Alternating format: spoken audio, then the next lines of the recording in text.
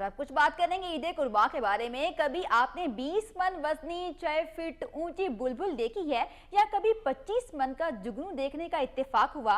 अगर नहीं तो आइए हम आपको सैर करवाते हैं मवेशी मंडी लाहौर की, जहां बुलबुल और जुगनू नामी बैल ने खूब रौनक लगा रखी है। इसी बारे में देखते हैं लाहौर से आयशा अता की ये रिपोर्ट।